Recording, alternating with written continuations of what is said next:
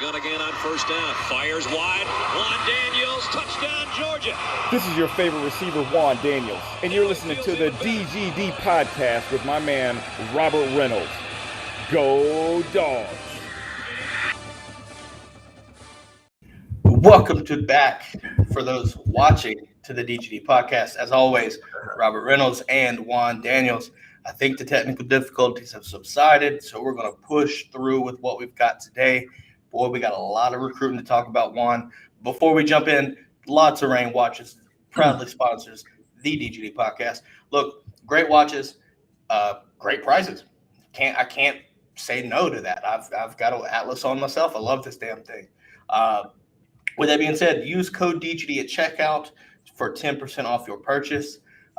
Obviously, tell the guys over there if you get some stuff, tell them how much you enjoy their products. And with that being said, Juan, let's jump straight into this. Actually, we're going to hold off. There is something very important for you today, and I want to let everybody know what it is. So tell them why is today important for you? Oh, it's senior night. It's senior night for my son, Ashton.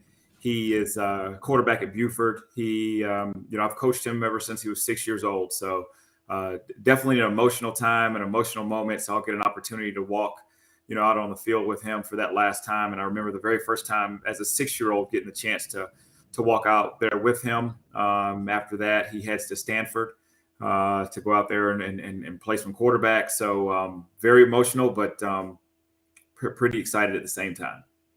No doubt. I know. Obviously, as two people that have kids, I'm looking at that like that's going to be a big deal. And obviously, with him going to Stanford next year, that's even better, right? You see his last home game in high school. Next thing you know, you're going to be sitting there going to Palo Alto, watching the games, right? Like that's just the crazy thing about it. Oh, it's like time flies, But yeah, you're right. Man, oh man, I know. Buford's killing it right now too. So yeah. Obviously with Jake down there, Jake Pope and Isaiah Bond, there's just a ton of kids there. Obviously, if you don't remember, we had Jake's dad on for the Clemson preview. So that was some interesting thing there. But look, a lot of people want to sit here and talk about recruiting. Look, we talked about this yesterday, right before the show popped on, guys. Bear recommits right before I'm prepping to start the show when we get that commitment notification, that Go Dogs from Coach Smart. So, obviously we haven't had nothing today yet that I'm aware of at least, but we're going to talk about recruiting. We're going to break down who's committed and really look at, obviously Georgia after this year, you're going to lose a lot, especially on defense. But what are these guys coming in? Like these guys coming in, what are they going to bring to the table for Georgia moving forward? So we're going to break that down. But let's go ahead and get started. We'll start with the defense first since everybody loves Georgia's defense. Current commits, you look at Malachi Starks at the safety position, Michael Williams, Bear Alexander, Jalen Walker, Tyree West, Marquise Groves-Killebrew, linebacker C.J. Washington, edge rusher Darius Smith, safety Ja'Cory Thomas, edge rusher C.J. Madden, and a punter, Brett Thorson. I added him because it's special teams. But nonetheless, you look at what Georgia is coming back, right, or what we're losing. Right, you look at Scene, you look at Chris Smith, more likely gone. Safety position is going to be rough next year. Amir Speed's more than likely going to be gone. Really, across the whole board, this defense is basically going to be draftable come time. So, when you sit there and you look at what Georgia's bringing and putting on the table for, the defensive recruits, to me, you have to reload. And so far, Georgia and Kirby Smart and Company has done a great job bringing in guys to, fill those holes. Juan, if you had to choose one out of the names, and I'll bring the graphic back up for those watching, if you had to choose one that could be the X factor, making immediate playing time, who would you choose and why? I'd say Malachi Starks. I mean, Malachi Starks is a kid from Jefferson who he plays both sides of the ball. So his IQ is just going to be out of this world. He knows how to play, great defense, but then he also is going to know what he's going to be facing when it comes to offenses. And this is also a guy who actually played against the quarterback recruit Gunnar Stockton. So, and he actually had a pretty good game there. So if there was going to be one person, I would choose him. Malachi kind of reminds me of a Champ Bailey type, right? Great guy, great cover guy defensively, but also, if you don't remember too, that Champ Bailey also played some offense. So I could see him being that swing guy. I'd also see him being one of those guys that you almost just can't keep off the field just because he is so talented. He's so smart. And so he's going to be able to come in there and I think he'll make an immediate impact on kind of like a no-name secondary right now. So I can see him coming in there and making a pretty big splash. I look at it, right, and I think where you're going, it makes perfect sense because safety is going to be like extremely, extremely thin next year. Malachi Starks can come in and start as a freshman. I could see that, honestly, starting as a freshman. There's no question about it. Just based off of high school, what I've seen, there's no reason why he could not. And Kirby has shown the willingness to start freshmen. If you come out and you practice right, things like that, he's not scared to play you. So, looking at that, Malachi could be a good name there. I'm going to go along the front four, and I'm calling Bear Alexander. And the reason why I say that is because Bear Alexander is the replacement for Jordan Davis for the most part. You look at what Jalen Carter brings to the table, right? And Jalen's that situation. Jalen's kind of a man amongst himself, but looking at along the defensive line, to me, Bear Alexander kind of brings that true nose feel, and I see him playing that same role. And I'm not saying anything about Jalen Carter because Jalen Carter is an animal. And next year when he gets drafted, he's going to be a first-round pick. There's no question about it, in my opinion. But to me, I think Bear Alexander could come in and make an impact right away with just being as big as he is and trying to fill that void that Jordan Davis will leave behind. Oh, I agree. I definitely agree. And just like you said at the beginning, we need to reload. I mean, it's not about rebuild. We just need to reload and just keep the momentum going of what we have right now. Yeah, I think, obviously, look, Michael Williams, I think you bring in, kind of that Trayvon Walker type, right? Looking at Adam Anderson replacing with Darius Smith. I think those kind of guys fit these replacements, right? I'm not going to say 100%. I don't want to compare these guys 100%, but I think these are kind of the slots that these guys fill in. Then you look at who could be a replacement for Devontae Wyatt. You've got Tyree West in the fold, which I feel like he's underrated, and he's a top 100 guy, right? And I think it's because you look at guys like Bear Alexander, Michael Williams, potentially, which we'll get to in just a minute, Christian Miller, potentially. Looking at that right there, Darius Smith and Tyree West kind of fall back because of the big names that like most Georgia fans know. Understand that what we're losing along the defense, Kirby's planning to grab right now. And with the rule coming out for up to 7 extra slots for each person that goes into the portal, Kirby's taking full advantage of it. And I can't agree more with why he's doing it, because you're losing so much on the defense. It's this elite. Anybody probably is this year, they're going to be gone. I think they have to because of the year that's been coming on. You're riding a hot hand.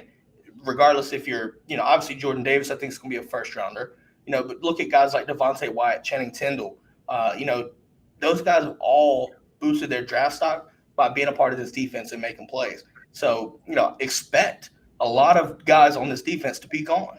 And with that being said, that's why you're seeing so many and such an emphasis really on defensive recruits, especially in the cornerback spots, the defensive backfield, and the front four. I think you have to. But basically what we're seeing now is we're seeing this balance of all 3 levels of the defense is getting loaded up. And you have to right now. Yeah. Well, and also, too, you see, Marquise, Killebrew, great defensive back. So I've had an opportunity to see him in camps. We also played him in our very, very first game. So he did a great job, in coverage. He and Isaiah Bond actually went at each other a couple of times. So you've got that Georgia-Florida matchup early, but he also took a little 5-yard pass and went probably 70-something yards for a touchdown. So he's another guy that can not only play offense, but he can play defense. And even if these guys come in, if they're on the scout team or they're just trying to fight for a position, they're going to make each other better each and every week. I have to agree with you there. I think what another reason why I think you're seeing so much emphasis on this defense is the fact that we rotate so much, right? I think Kirby wants to keep this 2-3 deep, so you have to reload with elite guys. And honestly, from a recruiting standpoint, it couldn't be any easier just pointing to what you're seeing on the field production. This defense is one of the most historic sound defenses you've ever seen. And you're seeing it with not just 11 guys. You're seeing there's two deeps, there's three deeps in certain positions that are making plays and having an impact on every game that we've played so far. I think there's like 13 guys with a sack on this team. That's insane. That just shows you its selflessness, the selflessness of this defense, and the fact that everybody plays as a unit. So from a recruiting standpoint, this is why you're seeing so many guys hopping on right now to play on this defense, because they can keep it rolling and they know they're going to play early. So it's pretty easy to recruit that way. But I also want to talk a little bit more as we bring it back up here. Guys like Ja'Cory Thomas, Malachi Starks, filling in the safety, right? Looking at Malachi Starks, I think you talked about him being a Champ Bailey type. I picture him as being like that too, but I think you look at him from a leadership standpoint. I think he can bring that kind of character to lead that backfield early on. What you said you've experienced him. What are your thoughts from that? Well, let me just tell you this. First and foremost, I don't know if you know very much about the offense that they run at Jefferson. He plays some quarterback, but they run that wing T. So, and it's a true wing T, that Air Force type. So you got to be hard nosed and you got to be tough to run those plays. And he's a starter on offense, and then he also plays defense. So not only is he smart, but that's the type of guy that you're going to want, is that gritty, I'm in the trenches, I'm going to be there. So like you said, just that leadership type guy. And then also too, off the field, from what I've seen, he's a high character guy. And Georgia, they can use more and more high character guys that's going to, be the future. Just like you said, just from that leadership standpoint to lead that backfield, he's going to be that guy. I agree with you. I think one of the things that you could probably see here as well is, Kirby's always had this kind of leader, right? The vocal leader of the defense, not 100% from this area, but the safety, right? You look at guys like LeCount being a true leader for this team, right? Guys in the backfield, your safeties or whatever, you see a lot of that, right? Now you start to look at guys like Jordan Davis and Nakobe Dean, but LeCount has been that guy. You had Eric Stokes being that kind of guy, right? So in the past, the DBs really kind of have this leadership to them to lead that defense and be vocal leaders. Now, obviously, sometimes there's more than one, but and that's a characteristic that Kirby, I think, looks for in a recruit. And let's be honest, I think all the guys that we see that are currently committed have that kind of fit. So they can all be leaders, and they're going to police themselves, like you said yesterday. They're going to police themselves, and they're going to expect everyone else to follow suit and keep this kind of locked-in mentality.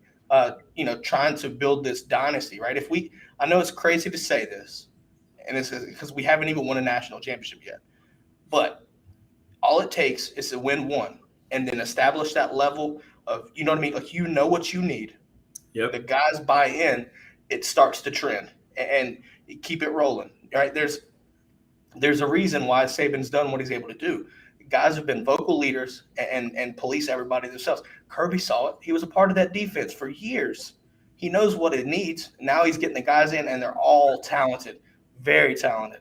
So that you have the makings for a potential dynasty, or at least right to stay at the top of the food chain in regards to the college football landscape. Yeah, you're right. I mean, number one, you just talk about the leadership, but those are the things that Alabama has done. And the only thing that Nick Saban needed to do was just to get that first national championship. And then guess what? They're the king of the hill. And that's what Georgia's doing right now. So this is Georgia's opportunity to strip that away from Alabama and then just become the king of the hill. And Nick Saban's going above and beyond to make sure, he's not stripped of that title. So he still wants to have that dominance. He still wants to, poke his chest out and say, we're big, bad Alabama. But Georgia's not scared this year. And, and one of the things that as a Georgia fan, playing at Georgia, I hear a lot of as I walk around, as they say, I don't want to jinx it. I don't want to, say or go out there, but I'm a speak it into existence type guy. I definitely want to make sure that we go above and beyond to claim it. Just to say we are champions, we are going above and beyond to do what we need to do, as opposed to, oh, let's just, not be scared and not say I want to go out and say it. And that's something that we talked about preseason. Is it's going to happen. So let's just go out and get it. Yeah. I mean, I think that's what it's got to do. And right now, through 7 games and obviously into the bye week, I think what you're hearing right there is literally what's you spoken into existence, I guess you could say. Because, looking at it, right, you see these things and you look at, like I said, comparing it to Bama because that's the standard, right? It's not crazy to compare yourselves to Bama because they've set a standard that everybody wants to achieve. So understand that if you're listening, there's a reason why I'm saying this. They've shown, right, what it takes to build a dynasty, to win national championships, things like that. Georgia's well on their way to doing that right now, but they know that at any point things can happen and you can never slip up. So they're staying laser focused, and honestly, that's what I love to see. Let's go over here. Let's go over to the brigade, Juan. Seems like the brigade is coming in hot and heavy. I don't know who this Facebook user is, but they say that Georgia will win the national championship. Believe we have enough room for all those 4 and 5 stars to come. So I'm talking, I guess he's transferring to the talk about that recruiting. Jay Shipes, go Dogs. Tanil says, do y'all think we have 28 to 30 spots for 2022? No, it all depends. And with COVID variables, Juan, do you want to answer that first? I mean, here at the end of the day, this is what's going to have to happen, right? We do have, a couple of spots. We're going to have to turn some guys away. And that's going to be a hard decision. It's going to be a hard choice. And maybe some of these commitments that we have or these offers that, have been extended, it may have to be rescinded, unfortunately, because just like the Facebook user said, we may not have enough spots for all of these 4 and 5 stars. The great thing for Georgia, and maybe unfortunate for some of the others, is we can be choosy. We can decide on who we want to look at, who's going to be able to come in there and contribute right away. Because again, we want to make sure that we're reloading. Another great thing too, that what we have in Monken, right, is these games we have been going and blowing people out. So these 2nd and 3rd string guys have gotten an opportunity to get some real good playing time. And so then you're going to be bringing in the Malachi Starks and the Marquise Killebrews, and they're going to be able to come in and contribute. And, in the third, middle of the 3rd quarter, 4th quarter, they're playing against, the 1st strings of the Mississippi States or the Arkansas and South Carolinas, and they're going to be able to continue to get better and better. So it's you don't have to look at, we're going to bring this guy in, and then in the long term, we're going to develop them. Now we can bring guys in that can start and play and contribute right away. Yeah, and I hate to sound bad about this, but this is a thing. I think you have to hear the term processing, right? You take, kids that obviously look at Georgia's situation, right? Well, you could say 27, 28, up, maybe even up to 30 spots, right? But there's so many top-tier elite guys that want in this class so that not everybody can fit in. So at this point, Georgia is in a situation where they pick and choose. And that may mean that, people get, you might even see people get pushed out almost. It's not crazy to believe that because I think it does happen. So Kirby's going to have to make the right decisions for the program. I think, do I want to see people have to almost like force decommit? No, I love seeing people do that. But hell, you never know. You may even see scholarship players accept preferred walk-ons. It could get that crazy, right? It could definitely get that crazy. Depending on how bad kids want to go to and play at Georgia. Now, am I saying that that's going to happen? Not really. I don't see that, especially with the top tier guys like that. There's always a starting spot anywhere else. But you look at 3 stars that might want to look. Lad McConkey, different guys like that, right? Dan Jackson is a perfect example. Dan Jackson walked on, and next thing you know, he's sitting there playing against Clemson in the early 2nd quarter. A walk on. So to me, like I said, Kirby's going to sit there and play the best players, and I think I think you see people unfortunately might get pushed out, but whatever, you have to trust Kirby with knowing that he's going to get the right guys with the right character to fit the program needs. I think that's what you have to do, and I think that's going to happen. Yeah. And just like Patrick said, it's a positive problem to have. And if you look at it, years past, we didn't have these types of issues or these types of problems that you would have loved to have had. I mean, go back to when you had DJ Shockley and we had an opportunity to try to go and win a national championship. He gets hurt. Now we have Joe Tereshinski, who, and then, of course, our nemesis, we end up losing to Florida. That kind of knocks us out. Now we are in a very, very good situation. Unfortunately, we had a couple of guys get hurt during the off week, but we are still in a good situation based off of our offense and what's going on.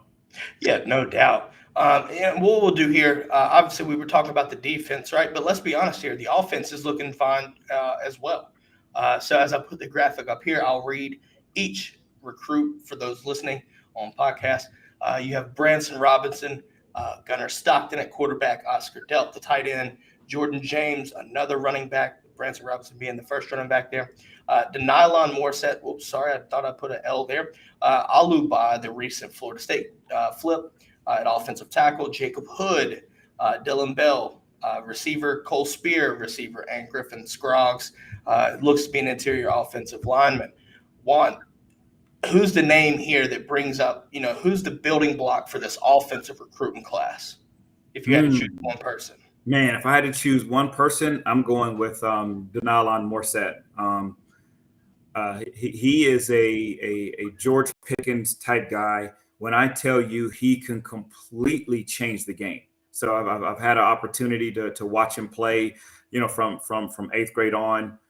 He did not, have an opportunity to play against us in our very first game when we played North Cobb against Marquise Killebrew.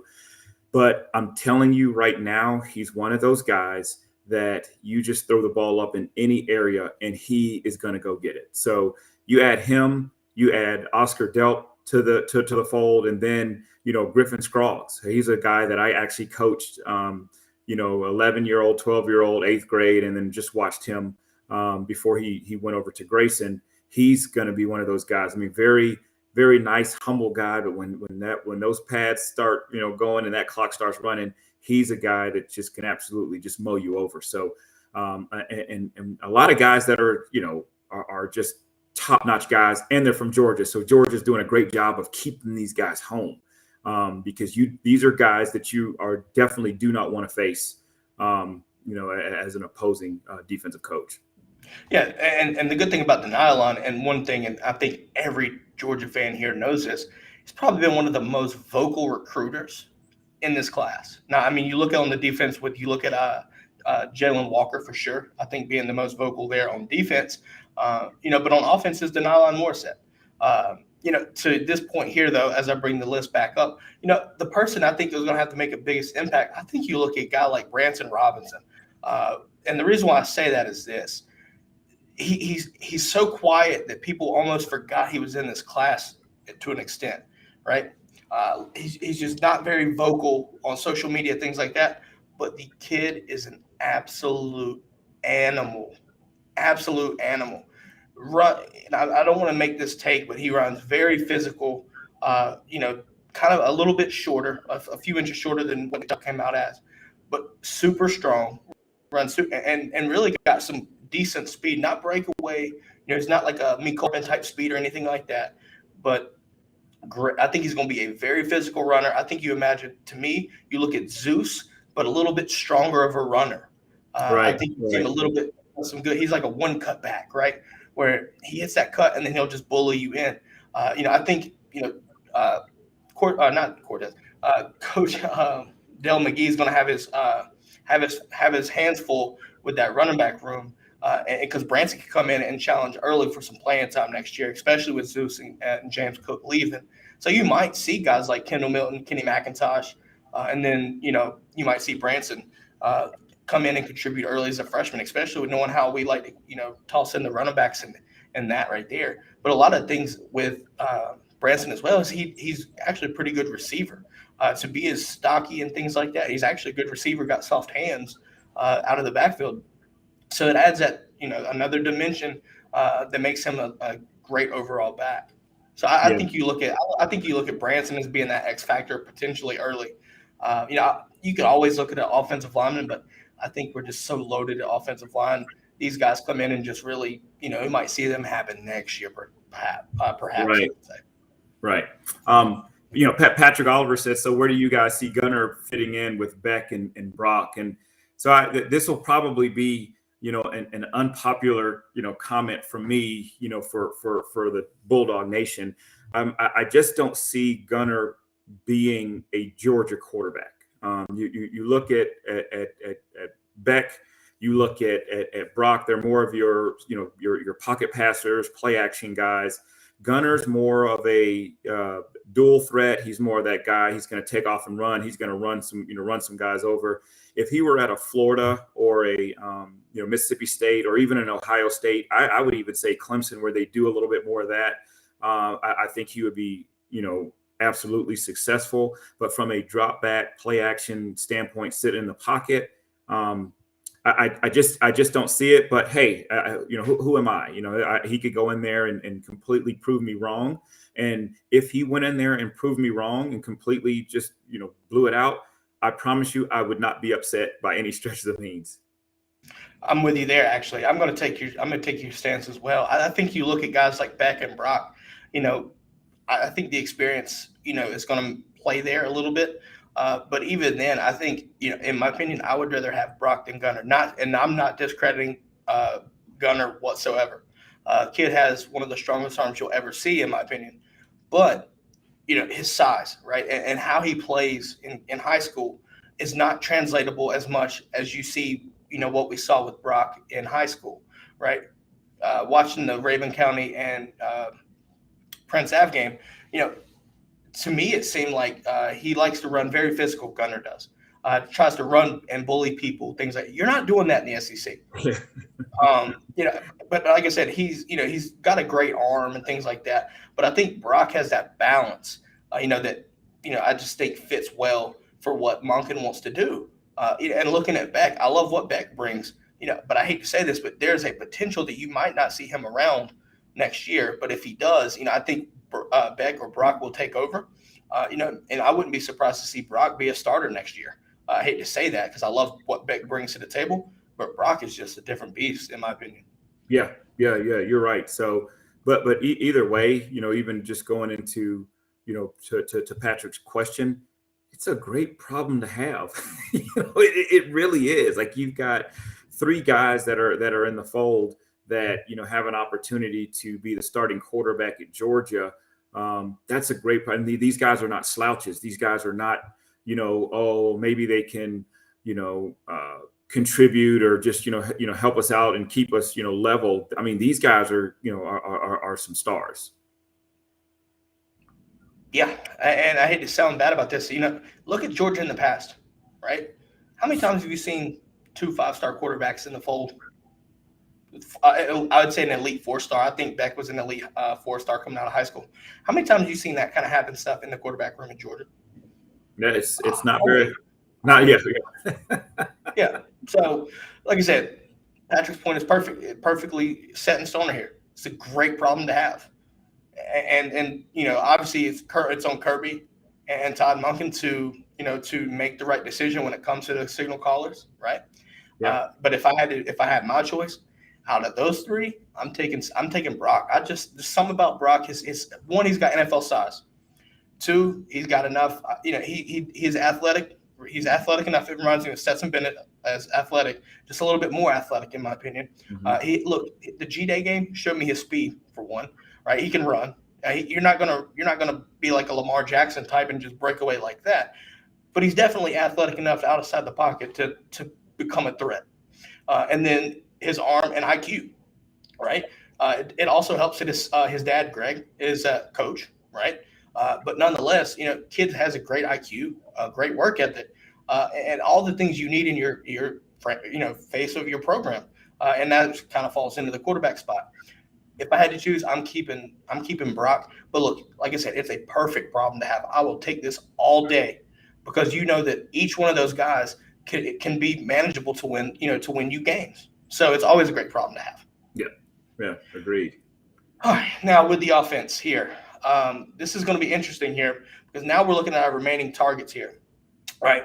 We've already at 21 commits right now. Like I said, we're looking at 26, 27, maybe even upwards of 28 to 30, depending on how Kirby wants to handle this class and transfer portal spots.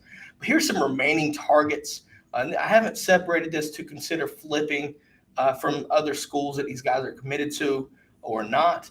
But, I'll, as I go through the list, as people watching can see this, if you're listening, I will explain and tell you as we go along here.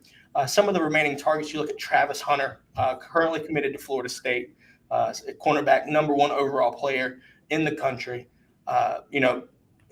Kid seems like concrete to Florida State, but leave it to Kirby Smart to test the waters there. You're looking at another 5-star, Jaheim Singletary. Look, there's been he is hot right now. If you look around Georgia beat and the Georgia media, that name is a huge one right now. Not going to say anything because, well, we're just waiting to see, I guess. But another 5-star cornerback, right? This can add to this already loaded secondary class that Kirby's got. And then you look at Kamari Wilson, another 5-star. I have him as a cornerback here, but I think he projects as a safety. But look, as you can see, there's so many names as the cornerbacks that we have as targets. It shows you exactly why Kirby's loading up on cornerbacks, is because we're losing so many. And we're going to be extremely deep at safety, as we mentioned earlier. But moving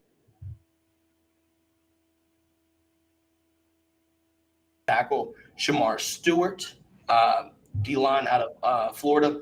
Shamar James, the current, or he's uncommitted now, was a recent Florida decommit, linebacker. Andre Green Jr., receiver from Virginia. Kojo Antwi, I think a lot of people know about that, current Ohio State commit. And Julian Humphrey, he's from Texas, cornerback, currently committed to Florida. Juan, if you had to choose maybe 2 names out of here, 2 or 3 names, give me your 2 or 3 that you feel is going to end up in this class. #1 is Travis Hunter. So it was pretty cool to see Travis Hunter at the Georgia game. Unfortunately, he was coming off of that injury, but he was there. And then the next week, you see Kirby going to a Collins Hill game when Collins Hill played North Gwinnett. So, you kind of wonder what's going on behind the scenes. Not really sure what's going on at Florida State. And you're also not really sure how long that coaching staff is going to be around if, Florida State doesn't right the ship. And so losing to Jacksonville State really just kind of put a bad taste in a lot of people's mouths. When it actually came there, and is Florida State that elite program? Even if they do get Travis Hunter, will he be able to make that much of an impact to help them turn around? I really don't know. And then the other one is going to be Kojo. I saw him play in some of the little preseason scrimmages. I feel like him. Obviously he committed to Ohio State. But he can make a better impact at Georgia. Georgia's now throwing the football. Then you have to look at the pipeline of the quarterbacks that you actually have. Like you said, you've got Beck. You also have, Brock that's going to be there. So it's just a long line. And then you have to think too, gosh, if Georgia can be fortunate enough to get Arch Manning, so then you're thinking to yourself, wow, like this tradition of great quarterbacks that are going to be here. Why recruit a highly rated quarterback if you're not going to throw the ball? So you've got some great quarterbacks that are going to be going on. And as a receiver, and one of the big draws for me, coming to Georgia before Eric Zier, Georgia didn't throw the ball a lot. I mean, it was, one of those 3 yards in a cloud of dust. It was known for big time running back. You get Eric Zier from Marietta, who, he's putting up all kinds of yards and they're throwing. I'm like, man, I want to be a part of that. Then you get Bobo to come in after that. So you just kind of have to look at the pipeline to see what's going on. But those are going to be the 2 people that I think that if we can turn, which there's a great chance that we can, that's going to really, really improve Georgia's, improve their stock. Travis Hunter also being a defensive guy too, an amazing cornerback. So what he can do, he can completely change the game. So the future will be bright. You'd almost have to look at, man, he could probably come in and play as a freshman. So, going back to the Emmitt Smith days, like the freshman sensations are coming out here making a huge impact. Obviously Juan took the flip method, right? He chose guys that are currently committed and chose his two that he feels are going to be in here. I'm going with uncommitted guys, and I want the brigade to give me your 2 or 3. Neil calling out Singletary, Miller, and Kojo as her 3 that she thinks ends up in this class. So if you're listening, or if you're watching, I should say, drop your top 2 or top 3 that you feel are going to be committed to Georgia by the end of this cycle in the chat here as well. But I'm going to pop the graphic back up, and I'm going to give you my 2 or 3 here. I'm going Jaheim Singletary. I think with the need at cornerback, this guy is going to come to Georgia, and I think you see him have a great career. Just athletic, great body, physical, right? Everything that Kirby wants in a cornerback, and he's right there. And just tell me, I'm picturing this right now, just him, Keely Ringo, right side by side. I'm telling you right now, to me, that's a beautiful thing to see. And I think he knows it as well. So I see him ending up in this class. Second, Kamari Wilson.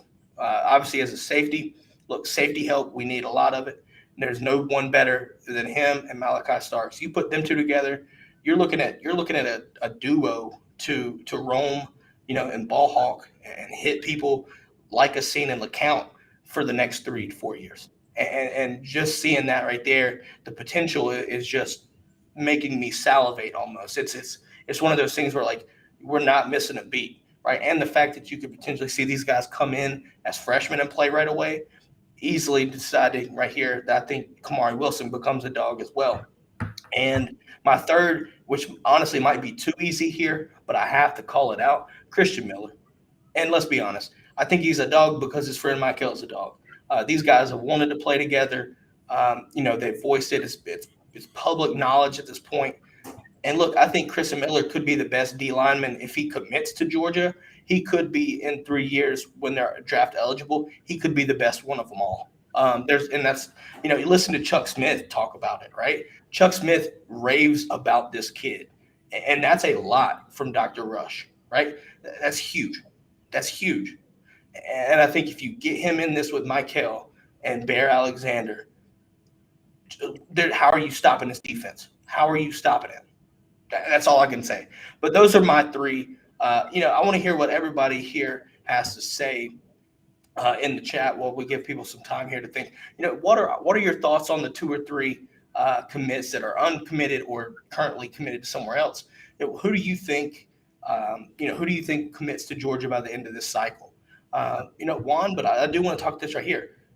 Looking back on the offense, I want to go back to the offense here, right?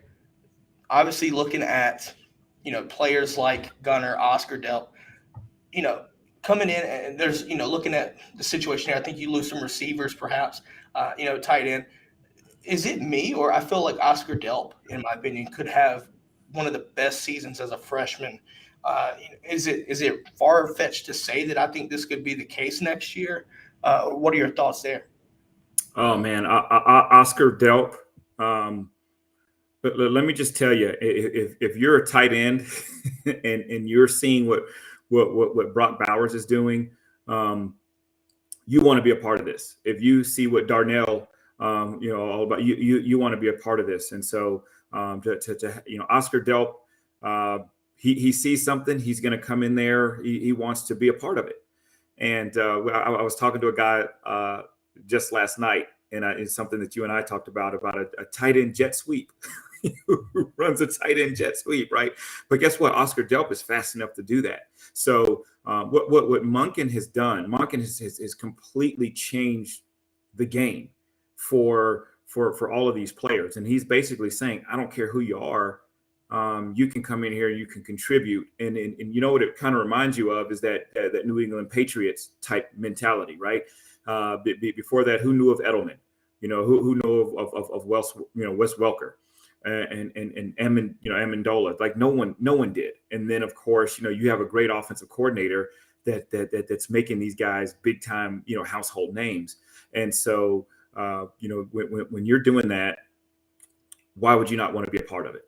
And, you've got an Oscar Delp he was just all over it. I mean, you could almost kind of tell he was going to be a dog. And so he's going to bring other people with him. Yeah, I mean, he even said in his post game, right? What he saw, it just solidified everything, right? And looking at Todd Hartley's got his job made easily for the next 2 to 3 years anyway. Pierce Spurlin already committed for 2023.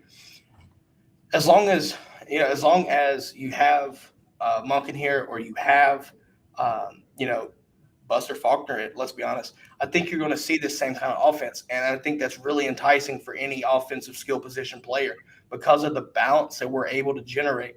So you're going to see elite guys coming in as long as we keep this kind of mentality of balance, right? You're going to keep the elite running backs, right? This isn't your RB. It's still RBU. It's not going to be run focused like you would see in the past, right? But you're not going to see this Big 12 air raid Mike Leach style where you're going to have, just ridiculous stuff going on, right? Where you have 10 guys catching 100 passes, nothing like that. But being balanced, I think, it shows why elite guys want to come play for that, because, you can still get stats and things like that, but you win. And you look at what Georgia's doing right now with the balanced offense, elite defense, that combination right there, that leads to titles. And right now, Georgia's, on the right track. There's still, there's still the light at the end of the tunnel there, but it's well on its way to, to coming to the promised land per se. Right. You're absolutely right. So I'm excited. I'm excited about what we have, where we're going, the direction that we're going. But it also just gives us an opportunity. You can separate the attitudes now. Whereas one kid that you were so hell bent on, but he may have had some issues, some attitude, or whatever the case is, and not really wanting to buy into the program that you already foresee going into the transfer portal. Now, Georgia can be picky and choosy about who they decide to pull the trigger on. Yeah, absolutely. Obviously, as we wait, for early National Signing Day and National Signing Day in February, the traditional one, it's going to be interesting because there's a lot of pieces still left to fall into place, I should say. And it's going to be fun to watch because I'm telling you right now, the chain's going to be back out. It's just a matter of time. My neck is thanking me right now, thanking Kirby Smart for, I guess, not letting anybody green light to go so my neck can get a rest. You know what I mean? I had to let that be known. But look, we're going to wrap this episode up for today. Look, if you're on YouTube, if you're on Facebook, like this.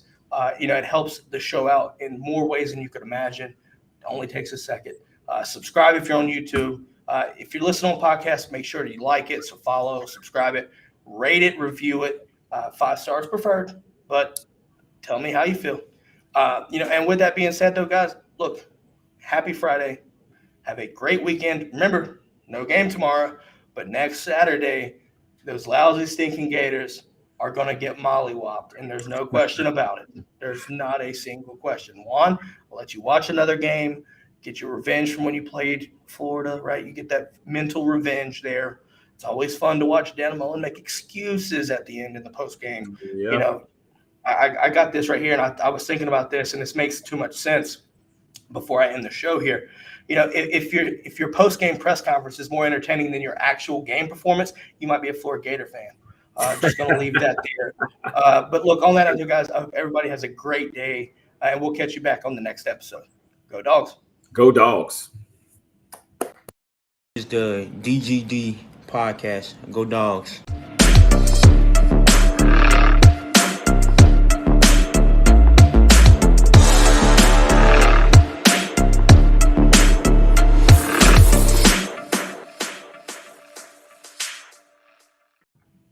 And we are back, Brigade, for the Q&A and comments. Patrick Oliver, realistically, I'm going with Singletary and Kojo. I was wondering, Juan, with you being a receiver, to me, I think Kojo is kind of raw coming out of high school right now. And to me, he fits better at Ohio State because you look at Brian Hartline there. Not only can he recruit at an elite level, but he develops one of the best in the country at developing, guys like that. So to me, for Kojo to come, to Georgia, I would love that. But I feel like he might get more out of his career by going there because he'll get developed more at Ohio State. Is that crazy to believe? Or I trust Cortez Hankton, but I feel like he's a little bit better at recruiting than he is development. What are your thoughts on Kojo, and what do you think? Before the season, I would have said that you were 100% right. But now to see the emergence of McConkey, to see we talked about earlier, Jalen Johnson as a walk-on playing against Clemson, and these receivers going out there catching the ball. The receiver coach at Georgia's done an unbelievable job in developing these guys. And again, I didn't know anything about McConkey, coming in, and all of a sudden he's just this guy that's going out there making unbelievable plays. So that just kind of goes, just kind of brings you back to what an amazing job the receiver coach is actually doing with what he has. And of course, the receiver coach and the offensive coordinator have to be in sync in order to make these things happen. And man, oh man, I'm telling you, and Kojo is raw, but to have him to be molded into this thing, and then of course look who he's going to be competing against as well. Like, he's going to have Denalon Morset that's going to be there, that's going to encourage him. I mean, and these guys are not too far from each other. They're almost like right down the street, from each other. So they're going to compete, and they're going to make each other better. And if they are at some point in time on opposite sides of the field, it's going to be very, very, very, very difficult to stop those two. I agree. I think looking at it, like you said, Kojo's a little bit raw. And I look at going back to Ladd when I first saw his tape, things like that. What I saw from Ladd, and I think what's translated really well to him in college, is his route running ability. It's not one of those guys where you just run deep, right? Not go route every time. His footwork was exceptional to me, and his route running, he could just make guys look silly, right, with his route running. And a lot of those things, and you can explain if you want more here, but I feel like, deceiving the cornerback or your defender, right, is more important than your speed or anything that, like your speed or your hands. Obviously, your hands, I think, is most important. But, if you have the deception to sit there and fool a defender, look at George Pickens. George Pickens isn't your fastest receiver. But by God, look at the separation he creates, because he just tricks guys, and with his route running. Sometimes he'll have 7 yards of separation. As a former quarterback, just at high school level, that's easy. I'll throw it to wide open Pickens all day. That's easy. It's too easy. Yeah. So, what I like about McConkey is his route running ability and his footwork. He's so deceptive. He can fool defenders and make them look silly, get into open yard, but he can also go in and make the hard catches, right? So you have that confidence instilled in from a quarterback to a receiver standpoint. That confidence is huge, which is why you saw Pickens and JT, in my opinion, really sync up well. Right. And you see AJ Green and Stafford. We'll go back a little bit. AJ Green and Stafford, he just threw it up and boom, Stafford and Megatron in the NFL, right? Just 100% confidence to know that my receiver is going to go do whatever he's got to do and come down with the ball. I just throw it up to him, right? Yeah. And I think that's what McConkey has, but nobody saw it coming. Like no one, to this extent at least, no one saw this level of production come up this early. Right. And with Kojo, he's very raw, but I mean, he has the potential to be elite and ridiculous in college. Yeah. So if he commits to Georgia, I think you're going to see Cortez's development skills come into true fruition if it works. You know what I mean? Yeah. But let's just say this: if Kojo comes, Georgia's getting a stud within the second to third year, in my opinion. Yeah. I think, and if he works with Terrence Edwards in the offseason too, let's be honest, Terrence Edwards, that Terrence Edwards Academy is legit. Yeah, you're right. I mean, so you took it, you take a McConkey and, the great route running ability, and then you add speed on top of that.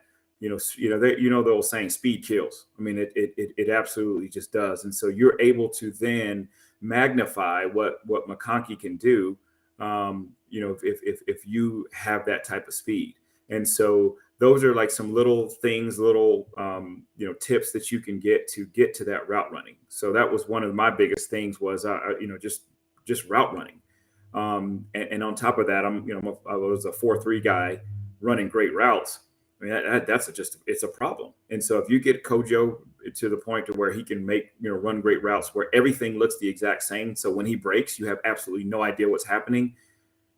Those guys are going to be in a lot of trouble. And you also have to look at it too, right? So from a developmental standpoint, he's going to be going up against some of the top talent defensively, right? So he's going to have to go up against the Marquise Killebrews and the top cornerbacks. If we get, if we flip and get a Travis Hunter, he's going to have to go up against a Travis Hunter each and every day at practice. When I was at Georgia, we did one-on-ones every day. We did pass scale every day.